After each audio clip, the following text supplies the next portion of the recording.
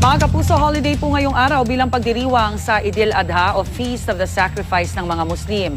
Sa Quirino Grandstand sa Maynila, nagtipon-tipon o magtitipon-tipon ang mga kababayan nating Muslim para sabay-sabay na manalangin. May live report si Haji Rieta. Haji! Yes, Rhea, sa ngayon nga ay nagsisimula na magsalitingan itong mga kababayan nating Muslim para nga makiisa sa pagdiriwang ng Idil Adha. Ito yung Feast of Sacrifice ng mga Muslim. At ang nasabing selebrasyon nga ay taon-taon na ginaganap sa buong mundo bilang senyales ng pagtatapos ng Hajj o yung paglalakbay ng mga Muslim sa Mecca.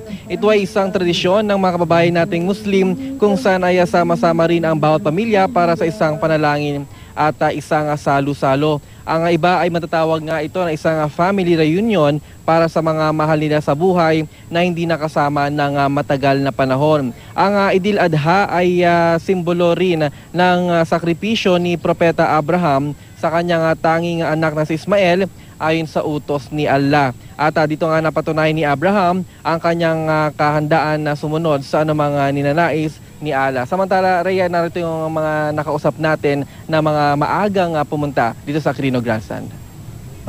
Ano ba kahalaga na sinusunod natin itong Idil Adha? Apo, mas pinakamahalaga po dahil po sa katapusan ng Ramadan. Pinaka-obligatory sa amin yan.